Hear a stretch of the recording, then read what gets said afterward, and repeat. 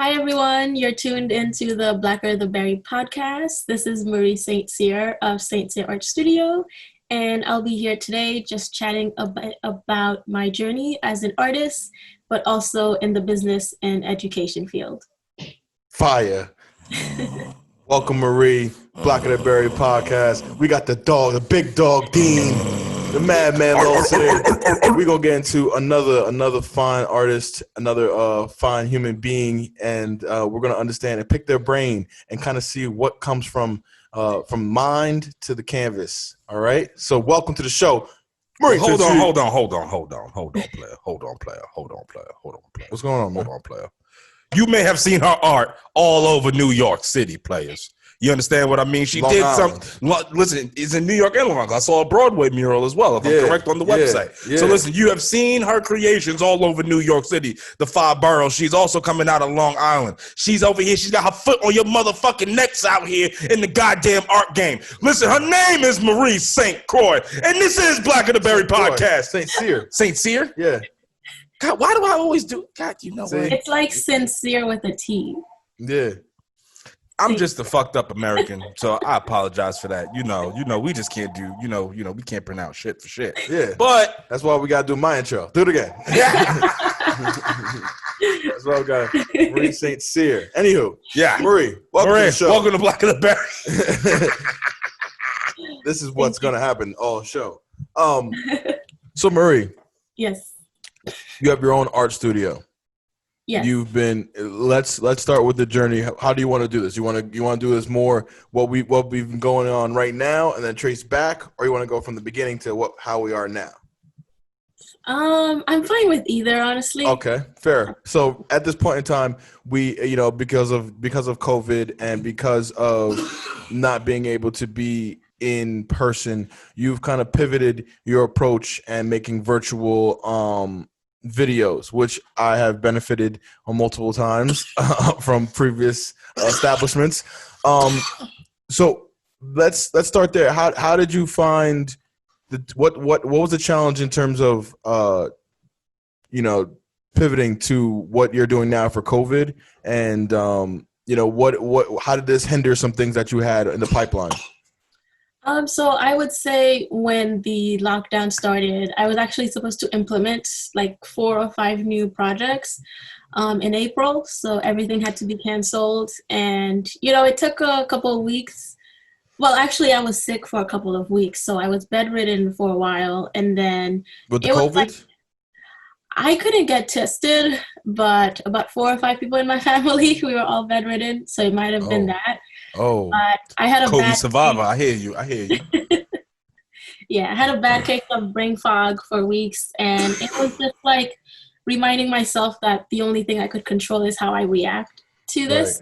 Right. So I was just taking some time to think about what can I do, my business-wise, to serve other people during this time. So I actually had a grant from NISCA, and I was supposed to implement these art education programs for kids, teens, and adults in Wyandanch. And so I decided to instead do these virtual art and mindfulness workshops through Zoom, where it was focused on creative writing and art making. And it was a way for all ages to kind of use the arts as a way to channel certain things. And they also learned about different creative writing techniques.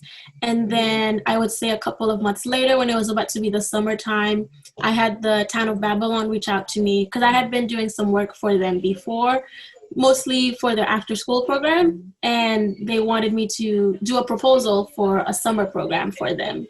So I drafted up the virtual summer program, and that's kind of like when I came up with the idea for the videos and the Zoom sessions and the art kits and all of that. And they loved the idea. And then I had other people who kind of started to reach out who were asking if I could do virtual art programs. So then I started to replicate it for the Latinos Teachers Association. I did it for Families Belong Together. We did a national program for that one. And then right now I'm doing it for I'm working on doing it for school districts and for youth centers. But also I'm thinking much bigger looking forward, because my business, St. CR Studio, recently got accepted into the Ascend Long Island program at Hofstra. Let's go. Yeah, that focuses on government procurement and, corporate getting bigger contracts. So right now I'm meeting with a lot of like big names people and really making big contacts. And it seems that, a lot of them are looking for creative services. And there's not a lot of competition, honestly, right now on Long Island. So, Talk that. I like that. I like this. Do you like this energy right here? Here is something I have to ask. Just especially listening to you to kind of where you are now. Mhm. Where did this passion come from that you were like, not only do I want to create art, but now I want to decide that I'm going to teach people how to do this shit and do it well. You know what I'm saying? Like, what was that? What was that genre? like, what was that moment, in your life or in your mind that put you on this path? I would have to say, because I migrated here at 8 years old, and I would say a lot of the programs that I attended, they were free, and if they weren't free, I wouldn't have been able to do them. And a lot of them were arts program, and I kind of used the arts as a way to grow and channel certain things. And I kind of became interested in creating, wondering what it takes to create these art programs for communities and things of that nature. So right now what my business actually does is, it's a bit interesting because a lot of people might think it's a nonprofit, but it's really not. It's definitely for profits. Yeah. A lot of times no, it's not a nonprofit. It's just the way it's kind of modeled. You think it was a nonprofit, but what usually happened is I would work with a funder, let's say the town of Babylon. They would provide the funding for the project, and then I would make it free for the public. That's the main thing. So I manage a lot of free programs. So a lot of people, they attend the program for free, but there is it's not free programs. It's programs paid for by the town, sponsored, which is then exactly. There's always someone sponsoring the programs. Okay. Usually what I do is I might give, I had someone reach out to me. They were telling me there's a young girl in Wyandanch who's very talented and, really wants to focus more on the arts, but doesn't really have the supplies. And I was like, just stop by my house. I'll give you an art kit. And she stopped by the next day, and I'll give her access to the videos and stuff like that. So I try to do, certain things like that. I don't do a lot of free programs where I don't have a funder for it, because they do take a lot of time and work. Right. But so I forgot what the question was. But I would say that's what started. Yeah. The question was, what it started and ignited that fire in you, and then too, not for nothing. So let's talk about art. Do you want to talk about some art? Well, before we get there, you motherfucker. Yeah, I know. I got still some things to ask her too. Still, so basically, your virtual programs you did, you were partnering. You did the creative writing, and you partnered with Sade, right? Yeah, Sade Norwood. She did. Shout out to Sade the writer. We appreciate you, sis. A friend of the show. Yeah, so I just wanted to clear that air. One, it's definitely do the plug and plug out both. But also to the point where, so what else is the art studio beforehand? How did we get to the art studio itself, the creation of that? So St. C Art Studio started about 2 years ago. I incorporated about 3 weeks ago. So it's super official now. And it actually started last January or last December when I was just meeting up with a friend and just brainstorming certain things. And she kind of made me realize, okay, let's say with Wyandanch Plaza. And she was saying how they might be interested, in having a spring art camp, and they would need someone to run that, and maybe we could work with the town to get funding for it. And she was like, yeah, you could get paid for that. And I was like, I never thought that I could get paid to manage a program and also teach it. So then I had called the someone from the organization that I was a close friend with, and I was just telling her the idea. And she was like, I love the idea, we'll fund it, let's make it happen. And then, for February, we had 20 kids we were working with for that week. And the funny thing is, it was my first program, and it didn't go as planned because that same time I was doing a 6-month fellowship program in Brooklyn, and they wanted me to work during their winter break camp, which was happening the same week as my camp. So I had to hire other people to kind of like take over for me. And I would be over there trying to keep and manage them and stuff when I couldn't actually be there.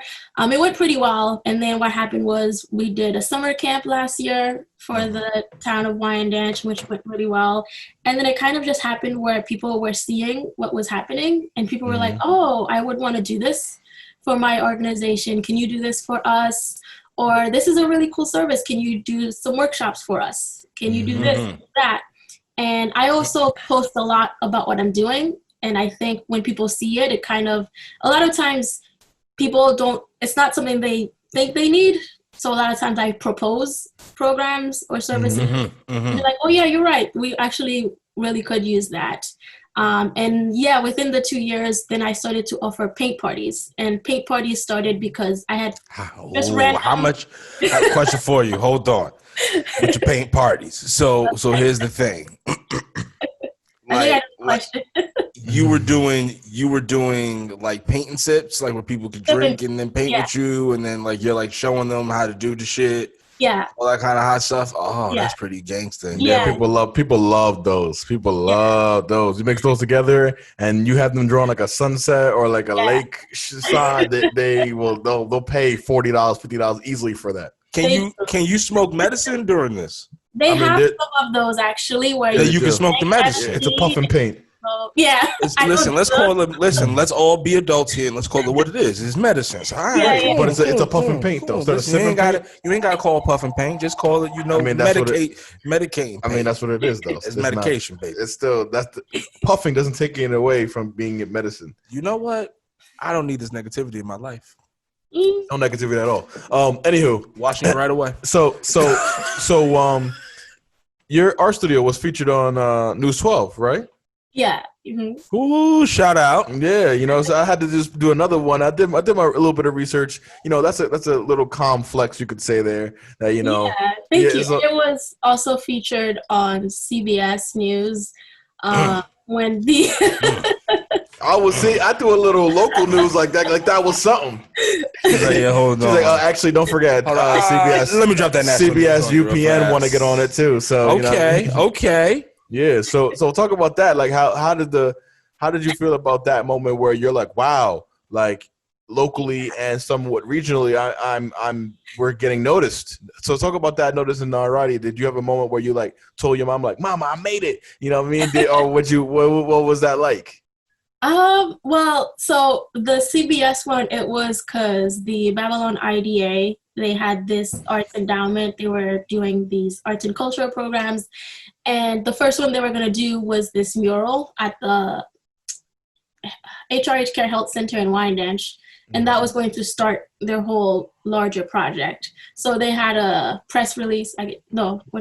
Press conference. Yep. And the day of, I was called and they were like, hey, so CBS wants to know if they can stop by your studio and interview you. And they're like, can you get it ready in like 30 minutes or an hour?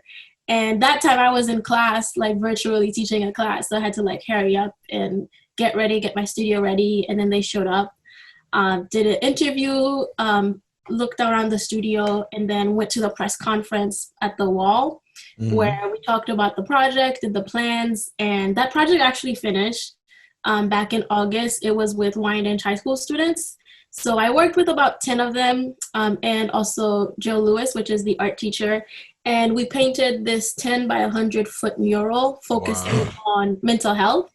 And it kind of just displayed different activities you can do every day to invest in your mental health, like listening to music, reading, dancing, going to a park. So that's what that was about. But it has been really nice, the support that everyone has been offering, and just seeing that, there's a lot of like want and need for the arts and cultural programs here on Long Island.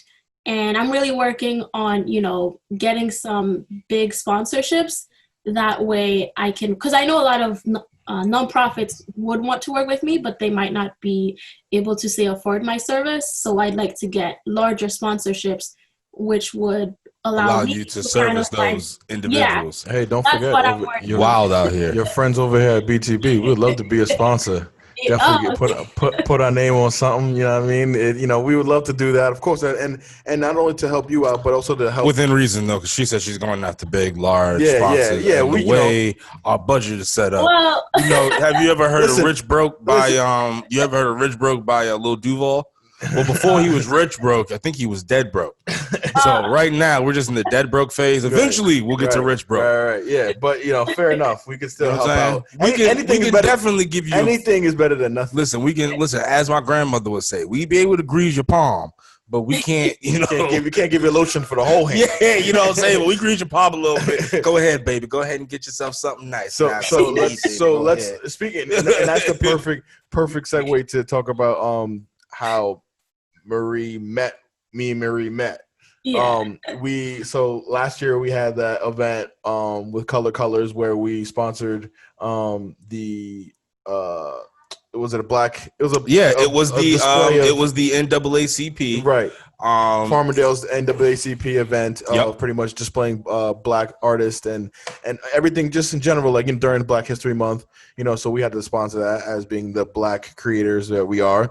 And then a month that we chose. Yes, February. February was we fucking chose that month. We actually Color Colors set it up, but we also helped in terms of sponsoring. No. I was talking about black people in general. Yeah, I was talking about Black History Month. Everybody, even other black people, are like, why we got only 28 days? Learn your fucking history, motherfuckers. That's why we got 28 days. Yeah. So sorry about that. I gotta educate every now and then. See, you educate through art.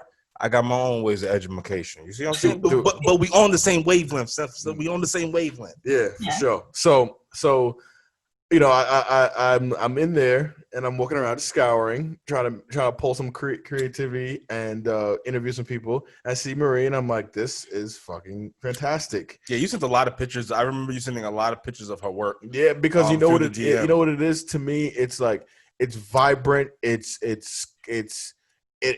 the landscape of it, and it tells a story almost like I really want this. Like I really want a piece from her in my house. Like I think I need to have it because to me this is like what I would think of be like a Basquiat or like a Van Gogh type stuff. Because, I hear you. Well, why not? Because I know her, and I'm like I appreciate the art even more because I know the artist. I've got to pick the brain of the artist, so now I appreciate the art even more.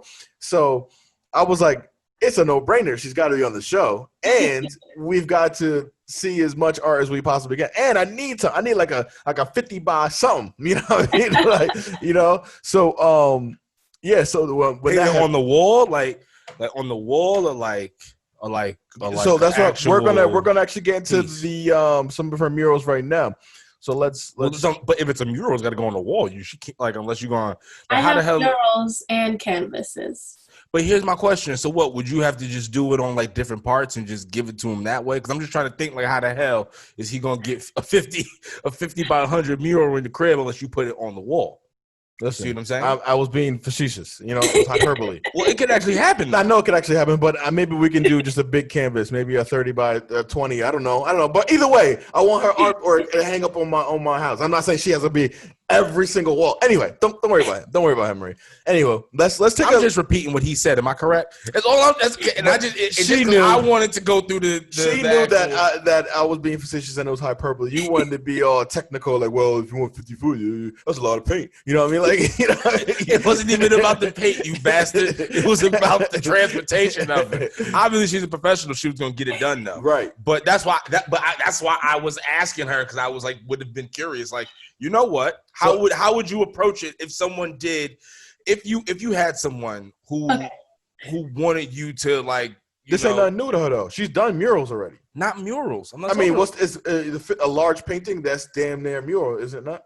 Yeah, but I'm talking about. But like, if she's got delivered in parts to somebody to put in their house, you see what I'm saying? Like how would you go through? Like, how do you transport art? I guess that's really what I like. That's the. And here. No, there's a way. You understand what I'm saying about transport art, Mr. Yeah. Jackass over here. Yeah, But so- I just want it because you know shit gets damaged all the time, right. and then if it gets Okay, damaged, I see what you mean. Yeah. You now just like you roll how do you it. even recreate that one? Like because like with art, right? Especially your art, Yes. when you're creating it, and then like you know, like when you go through your creative process, and let's say you create something, in that moment you were creating that. Now let's say you know you're shipping it off to be like delivered to one of your schools or a private client, whatever the case may be. Mm-hmm. And something happens to that piece, Mm-hmm. can you just recreate that piece in the way that it I was? see what you mean. Like, Oh, you saying if I can recreate a piece twice? yeah, like duplicate it in case something happens to. Yeah, like, and would it be like the same to the exact detail, or is it like how like you know artists are, where it's like, all right, this is what you got in this moment. So then if it's recommissioned, it's going to be something different. Am I correct? I feel like anything after is the remix. Yeah, it's because okay, so just to answer the first question, to ship art, to transport it, you usually have to roll it. And I paint in oil paint. So like I have art that I made 4 years ago in Italy that I had shipped to myself, and I still have it rolled up. And I unrolled it a couple of days ago and it looks just the same. So there's a way to preserve and roll, ship it, that it'll look fine. And then let's say if I had to ship a big one, then I would ship the wood and roll the canvas separately. And then you gotta put everything back up. You wouldn't ship the thing in its entirety. Put together, yeah. Yeah, that's too much. But I would say also my art, it's a bit harder to recreate because like we said, a lot of it has to do with thoughts and emotions that I'm feeling at the moment. Right. So a lot of my art making, the process I say is kind of like for me, I focus a lot more on the process than on the final result, right?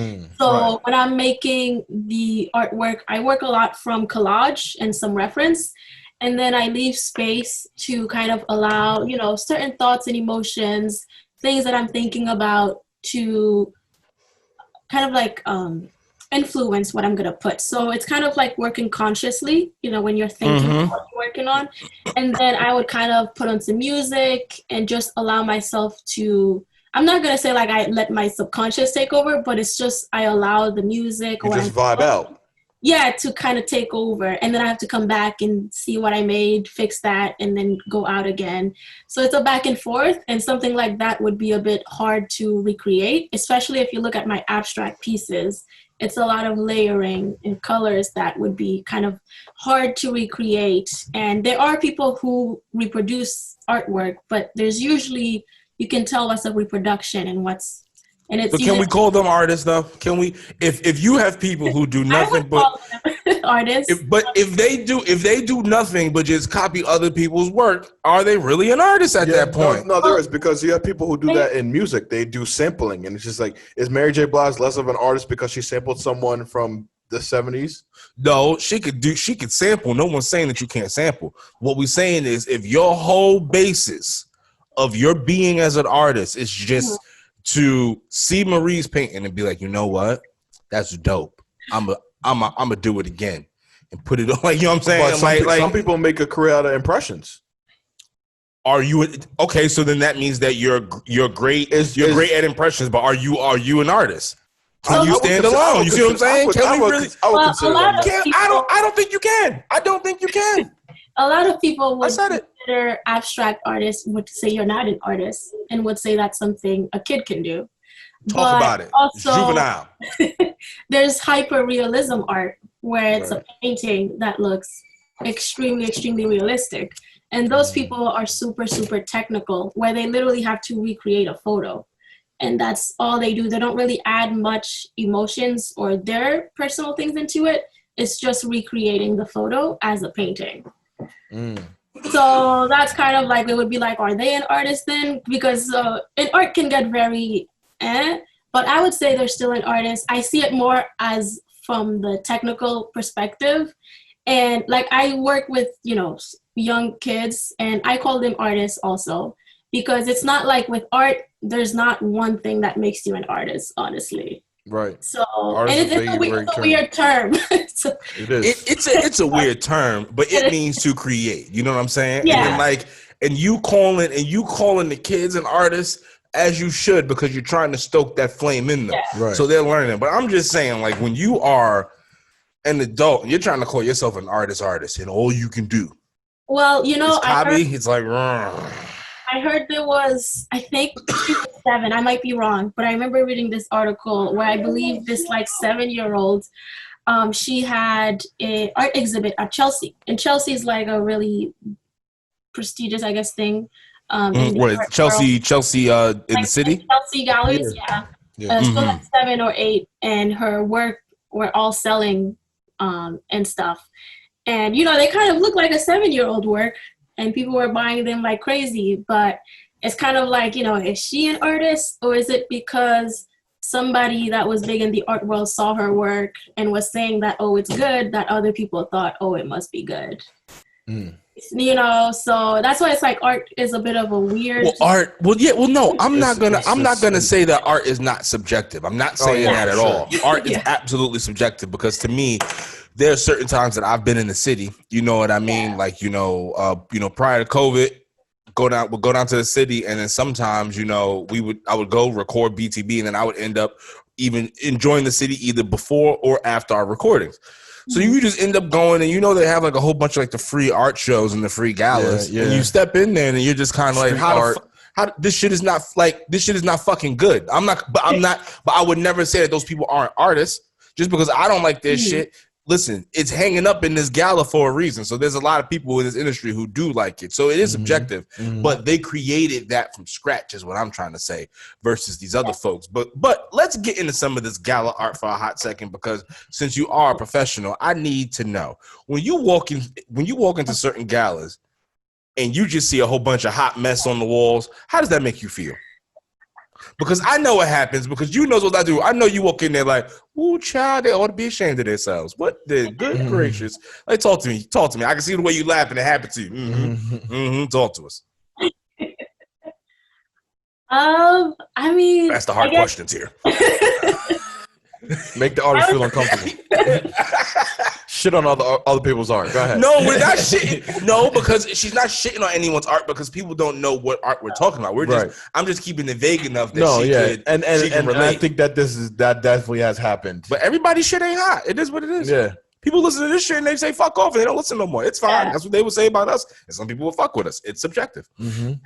But we created it by ourselves. I think I would say like I remember when I was in Europe traveling to some contemporary art spaces, I would see a lot of conceptual and abstract art.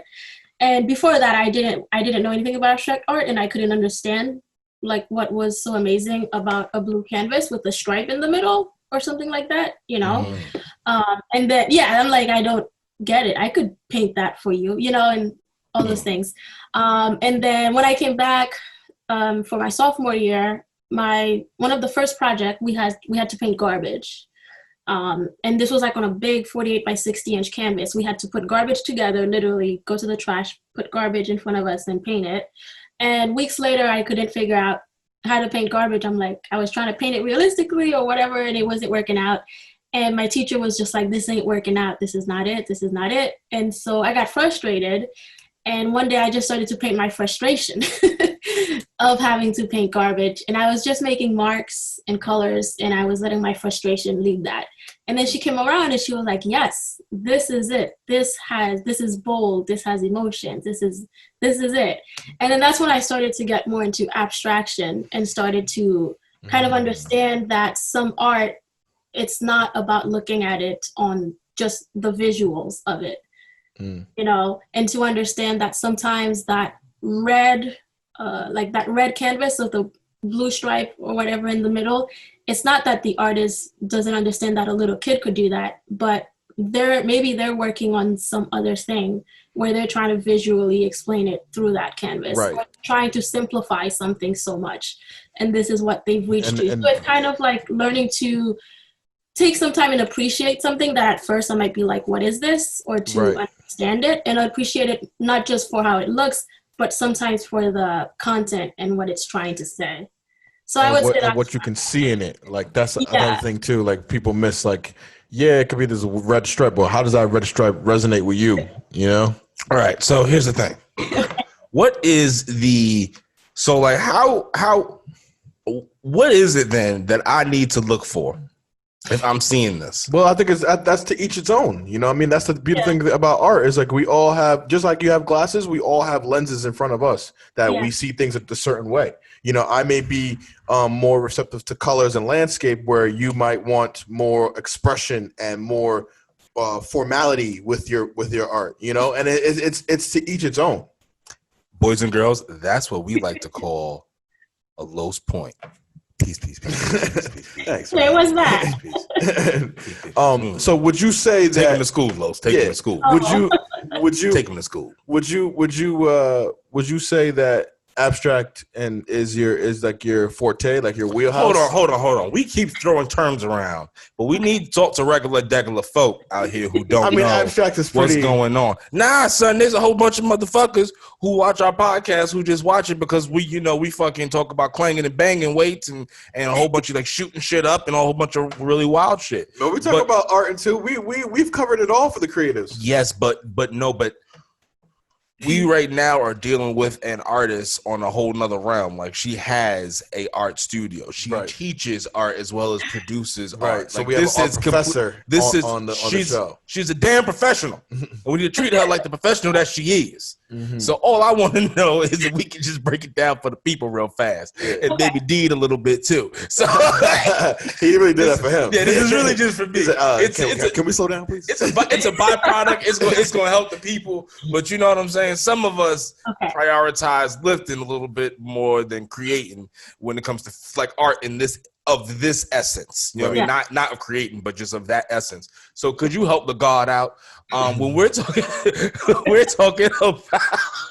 talking about abstract art, we're talking about conceptual art. I know this, but let's just, you know what I mean? We talk about abstract, when we talk about conceptual art, what is the difference? So like people can understand when you're saying this abstract painting and then when you were painting your frustrations. Because when you said painting your frustrations, I kind of got it. I kind of got that you were painting the garbage in such a way that showed that you as the artist in this time, in this place, was just so with it. And people could take it how they want. You know what I'm saying? But can you break that down to the folk?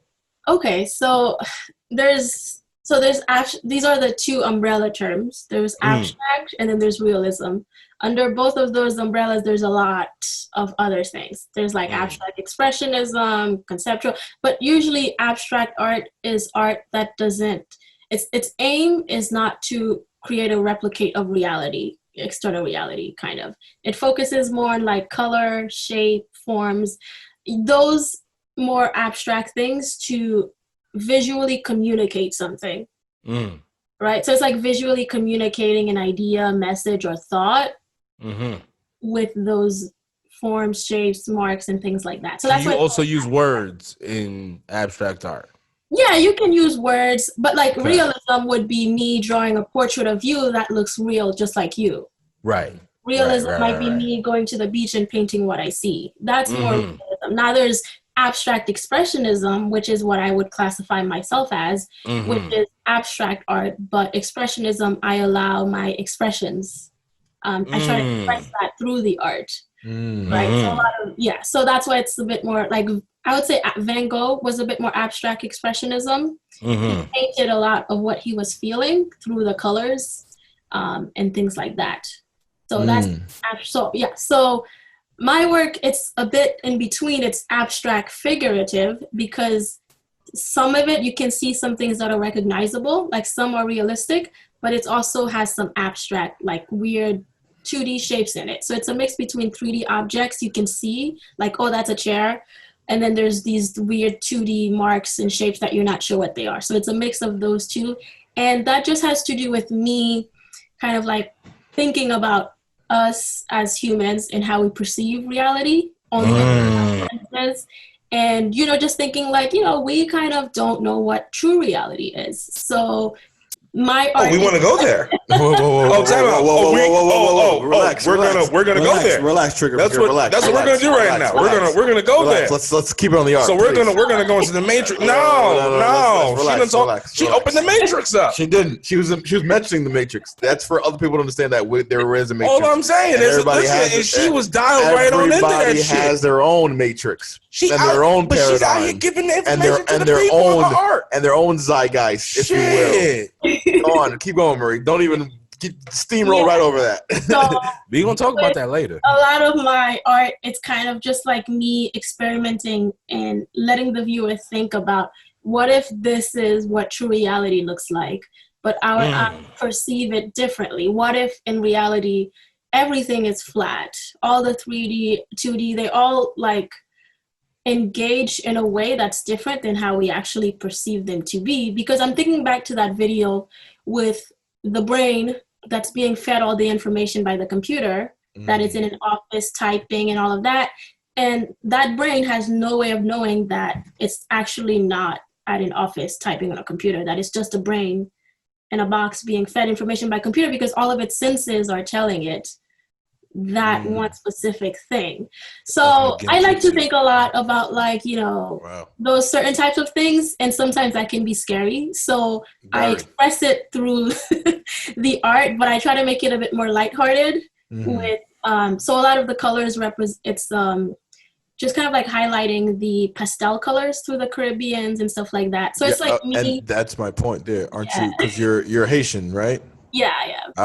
Ça passe. Sec passe. What was out there? So how does that affect your art? Because you said you migrated here, so you weren't born here. So how does that have to contribute to your expression, which then contributes to your art? Yeah, I don't really think being raised in Haiti affected me a lot. I mean, to give you that immigrant mentality or whatever they say it is.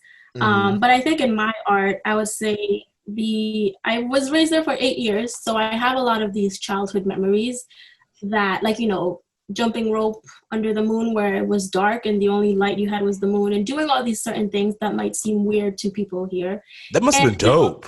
That must have been dope. Yeah, that sounds like a painting itself. That's what I was like thinking of. Like, I just imagine that, like, you know what I mean? Like the damn moon is setting over the water, and like you got the little girl in the jump rope mid jump. You know what I mean? Showing maybe she's having a good time, maybe she's not having a good time. It's like late at night, 9-10 p.m. But that's what I mean. Yeah. Right. Oh, that kind of acts as the light, even though there might be no power. The moon is so bright that it lights the whole place. In a way, you gotta do that piece now. You know what I'm saying? That was now you've definitely introduced the painting to me in my head. So now I have to see it. I'm actually planning to do two. So I never put people in my paintings, except if they're murals.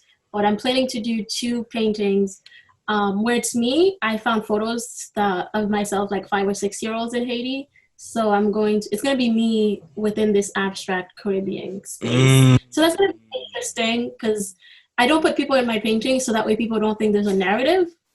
But now this is a bit more personal, but I would say a lot of my work has to do with. Really.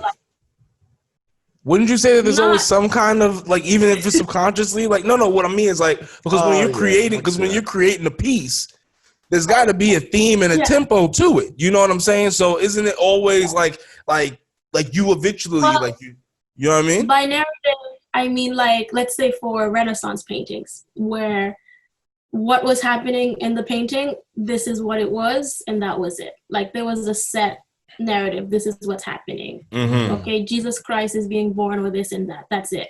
What I mean by narrative is it's open to interpretation. Because a lot of it says my internet's unstable. I hope it doesn't. No, you just skipped a little bit. It's okay. Okay. I ain't even notice it. But it's just because what was I saying? Oh yeah, so there's not a set narrative, because what's supposed to happen is the painting acts as a bit of a clue, and based on your life experiences, your emotions and thoughts, you're usually supposed to see certain things within the paintings that other people might not see. And that's the lens. And so that's why everyone has their own personal relationships with painting. Right. Yeah. Right. See, So but that's see, why I guess I But I always. feel like once I put a person in there, then it gets people's brain going, oh no, this must be. Mm. Yeah, no, I can see that. Yeah.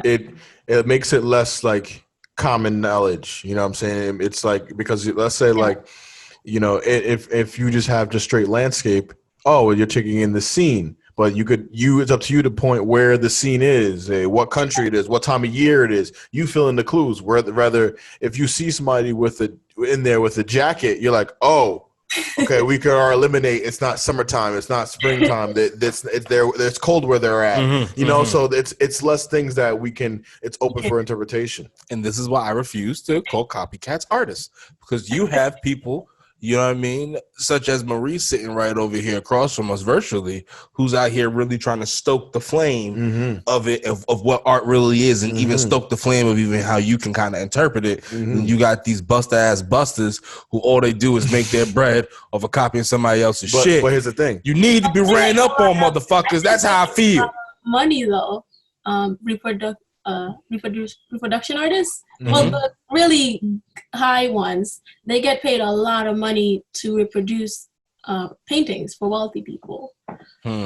So, and listen, I think for them, if it's a part of your hustle, like for instance, if you said that I have a portion that a portion of what I do is I will do renditions. Yeah. That's fine. You're still an artist, but of course you're gonna have to make that bread. I'm just saying for people, that's all they do is they wake up in the morning like, you know what, I'm gonna copy Vincent their drive is based off somebody else's work. You're a sucker ass sucker. Yeah, sucker.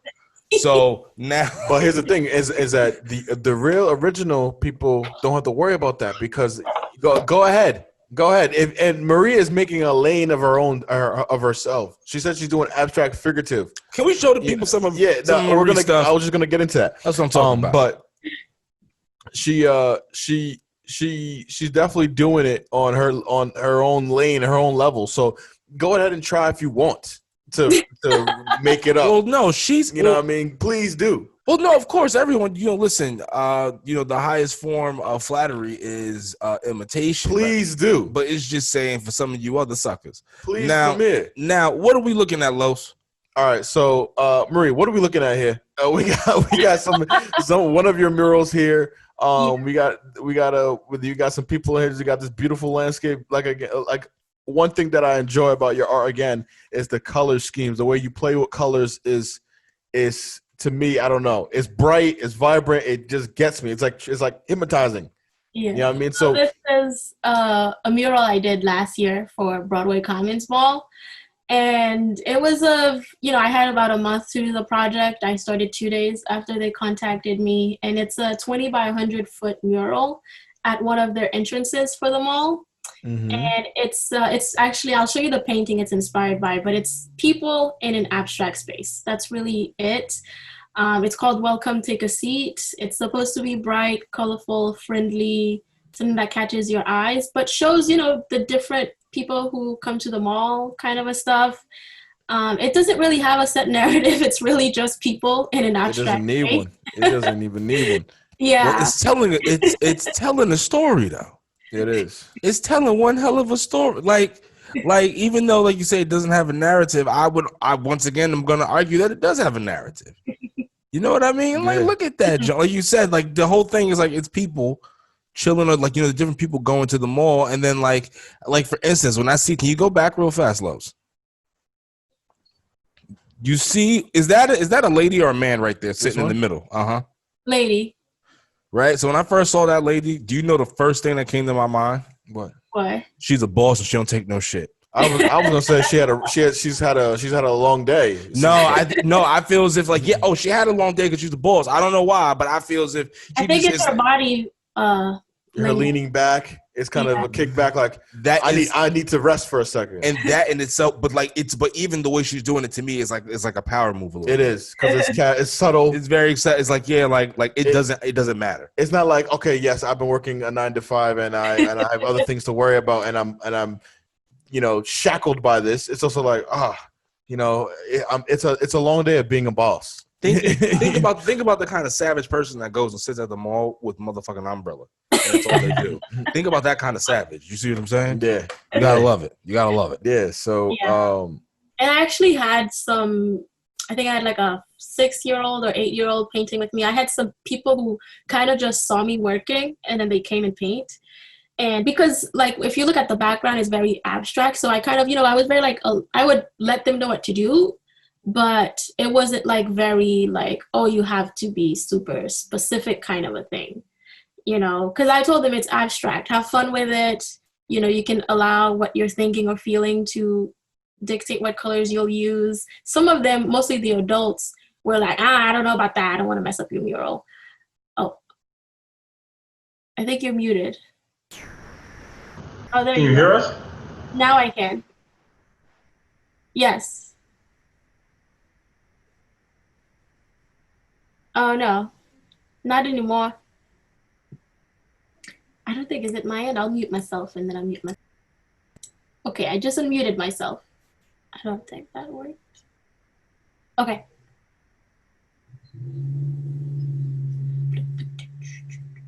If they want to subscribe to your channel or any of your virtual creative writing courses or anything that you're going to be doing in the next couple, you can plug that in. All right. So I'm going to action. Ready? Hold on. All right. And we just saw some of the beautiful murals, and I wish I could show you guys some of the fine art that Marie has done, but that's up for you to go and research Marie's page and her artwork and her website so that you can look it up for yourself. Marie, please plug yourself one more time. Where can everybody see all of your current work and if they were interested in some of your workshops, where can they go? Yes, so for the fine art pieces, they're at mariestcyr.com. It's my name plus art. And then for the business, it's stcyr.artstudio.com. And I mean, you can always subscribe to the newsletter, but if you live local, it's always good to follow me on Instagram because I always post any free programs that I'll be doing on there. And moving forward, I am planning to do a lot more free programming for the public, like getting more sponsorships, to do a lot more career guidance in the creative field for high school and college students. A lot more paint parties. I have a lot of people who do like private paint parties, so a lot of people reach out and they're like, hey, it's my birthday next week for 15 people. Right. Party.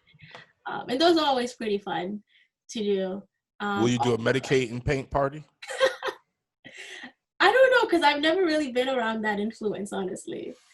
You might be one. So I don't know. She may not look back after that. You might take your painting to a whole new level. I don't know. Listen, man, this fuzzy green plant is a miracle. Yeah, I'm not sure. But also looking into starting some new services as through the program that I'm doing. I'm meeting like different types of businesses and looking into collaboration. Might get into the corporate art consulting next year, which is like yeah, you know what corporate art consulting is? I mean, yeah, you're doing it big now, like, you know what I'm saying? If I need any illustrations, because I'm thinking about writing a book right now, so if I need any illustrations, I definitely know who to trust and who to come to. You know what I'm saying? I'm willing to pay full price, but is it a book or is it something else? It's a book. Wait. Oh, well. This is separate from what? Yeah, it's completely separate. You creating a book about you? No. It's just don't worry about it. It's a book, but I need illustrations. Oh no, I said corporate art consulting. No, I know what you did, but I'm saying if I needed one, I know who to call. Okay, gotcha. I mean, yeah. Though I'm usually very open when someone's like, "Hey, can you do this for me?" and I've never done it before. My motto is usually, as long as I'm 60% sure that I can do it, I'll say yes. And then in the process, I'll figure it out. Like for the mural thing, they literally called me and they were like, "Can you start in 2 days?" And I wasn't, because I was running 2 camps that time and doing a lot of other things. And it was like a month to paint this 20 by 100 feet mural. And I was mostly working only at night. But I was like 60% sure that I could do it. So I said, sure, why not? Fire. And that's to go to show, like, I mean, we can really do anything once we put our mind to it. And sometimes some of the greatest things on the other side of what we call fear. You know what I mean? So venture forth, and you know, some of the greatest pastures that we have yet to experience is on the other side. Yeah, and I definitely want to show people, I mean, I say people in general, but I guess in general, that, you know, there is, the arts can be a thriving career path, but you do have to be a bit more business mindset about how you do it, and you have to be a bit more careful with how you start it. But I want to show them that, you know, you can make money from selling your paintings, from being a bit more entrepreneurial about it. So my business and myself, it's kind of a bit of like an example that I want to use for other artists, younger high school students, college students, to kind of show them, like, you know, hey, I mean, I only have a BFA in art. I don't have a degree in education or anything like that. But when you're entrepreneurial and all those things, you can really create a lot from, you know, just an art degree. And it's, yeah, so it's kind of just showing people that, you know, don't tell your kid not to pursue an art degree. Tell them they can, or like they can pursue something in the creative field, but you have to let them understand that you have to be careful about that path, because the ROI is not guaranteed. You want to be careful with, you know, the steps they take, because when the creative field, it's very, you know, the margin for error is small. So there's so when you're going to school, you want to be careful about what school you're going to. If you can avoid the debt, do that as much as possible. When you graduate, like I did a 6-month fellowship program where in downtown Brooklyn, where they literally paid you to work full time. They provided you, it was like getting a master's degree in arts administration, and you were getting mentorship, you were getting resources. Like my mentor was the president of the Break Arts Media, which is this big arts organization. You know, like there are programs out there to assist you, literally to like lead a pathway for you in that specific career path. But if you don't know about it, you won't know to apply or to pursue that. So I try to always let people know, oh, you know, you could do this and do that, and try to help them, so that way as they're going through it, they can learn from my mistakes. That way they don't make as much mistakes, but they can feel more like, you know, hey, I might just be an artist, but and like you can approach this business, do this and do that. You have that creative spirit, that creative mind that most people are usually looking for, but you have to know how to put it in a business package, so that way they understand, and you got to speak their language. You know? So. Gem season. Gems. Yeah, Marie is not playing. She's dropping the gems. She gave us some real physical gems in our artwork. We appreciated her so much on the episode, making her BTB debut. Very proud of you. Handled the interview very well, and you educated some people and we entertained. So with that being said, that is the madman, Dean. I am the big dog, Los. Sorry, you're the big dog, and I'm the madman. Exactly. What the fuck is going? Listen, I am Dean. That right over there is the madman, Los. We appreciate you, Marie, for stopping by Black of the Berry Land to come over here with our nonsense. You see what I'm saying? Now listen, peace, love, and chicken, y'all. Now Los is now. You know what? I guess we, if you want to be considered a big dog. Oh, you could be considered a big. What are you, like? You know, 255 now? Yo, well, sir. We're gonna have to end the episode on that note. Thank you, everybody, for sticking tuned. Don't forget to like and subscribe. Click that bell. Definitely donate to the Black of the Berry cause. There's a little button here if you're listening to. It's called Cash App. Yeah, Cash App. We got you. Cash App for sure. If you're listening on Anchor, definitely donate and all that, and like and subscribe, and not only rate. 5 stars, rate BTB 5 stars. We're trying to get that sponsorship up going. All right. So thank you. So we can provide y'all with some crazy cool shit. Yeah. You know, appreciate you over at BTB. Stay black now. Hurt. Thank you guys. Fight the power.